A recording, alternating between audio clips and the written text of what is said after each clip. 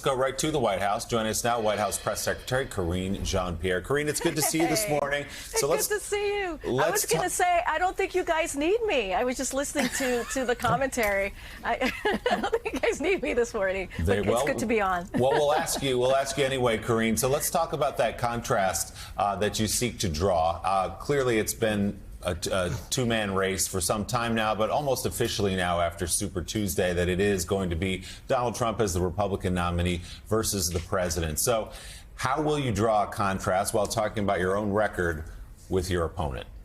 Well, again, Willie, good to see you, and thank you so much for having me. Look, tonight is obviously a very important night. The president's looking forward to not just being in front of Congress, but talking directly to the American people. Just think about it. He'll be talking to folks who are sitting on their couches, sitting around the kitchen table, and letting them know how he sees the vision for our country, talking about how he's going to build on these accomplishments that has delivered gains for the American families. Look, he's also going to talk about who he stands for.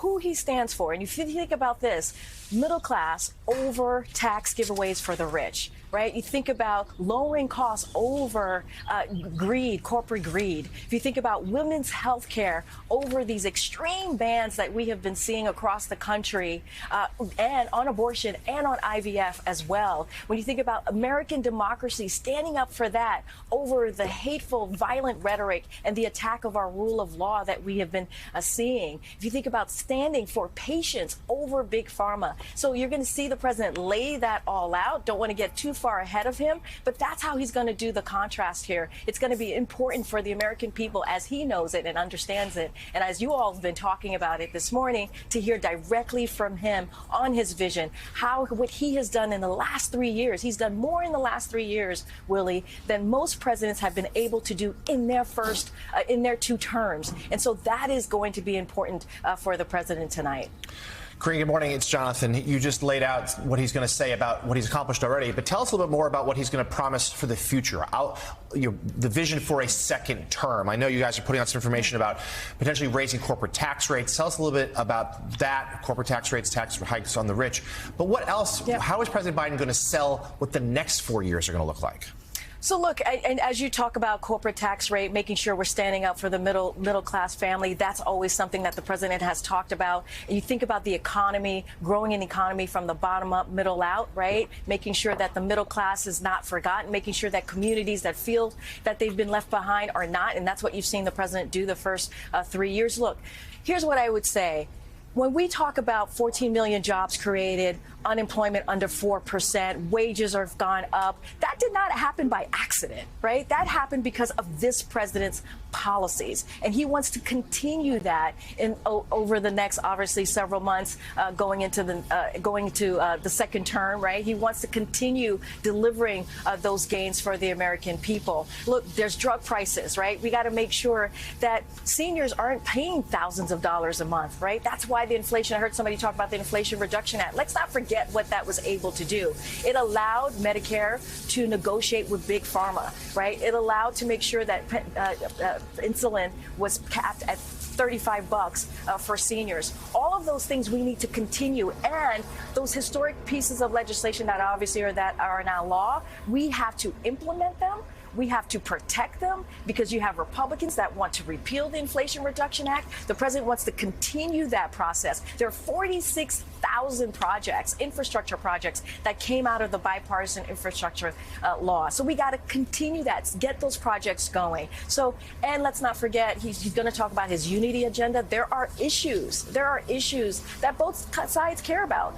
You know, ending cancer, fighting for veteran families. Those are important, making sure we're getting fentanyl out of our communities. So those are issues that both sides care about. The president has been able to get more than 400 bills passed and signed more than 400 bills that have been bipartisan. So you're going to hear him talk about all of those things tonight as well. Karine, 2 of the issues that are burning in this country, among others, is the right of women to choose and where we are in terms of the racial gaps in this country. The president has taken a stern position of pro-choice and he's made some deep inroads, really, in closing. I think we have the closing of the race gap between blacks and whites is now shrunk more than it has in the last few decades. Black unemployment record low. I remember last year at the State of the Union, he had the parents of Tyree Nichols, who was a concern for us at that time, who'd been beaten to death by police. Will he address women and women's rights directly, and the continued fight in the black community, where some are saying that blacks have become more, let's say, less than enthusiastic about his campaign, even though I know this is not a campaign address?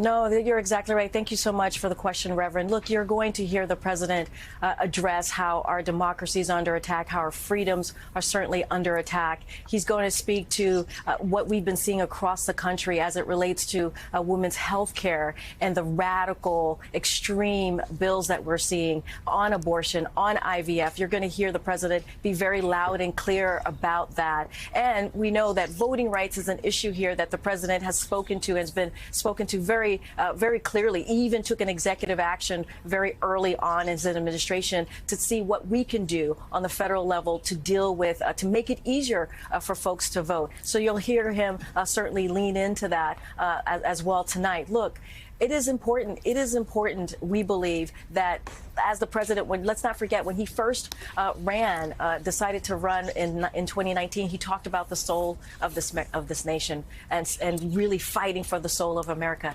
That didn't end with the president being elected, obviously, in 2020. That continues. That continues. And it is important for this president to continue to talk about our freedoms and how they are under attack. They are. In extreme ways by extreme Republicans. And so he's going to continue. You're going to see whose side he's on. He's side of the American people. He's going to continue to fight for the American people. And tonight it's going to be a really important night to hear directly from the president on these critical issues tonight. And we will do that about 14 hours from now yes. on Capitol Hill. White House Press Secretary Karine Jean-Pierre. Karine, thanks so much. We appreciate it. Thank you so much, Willie. Appreciate it.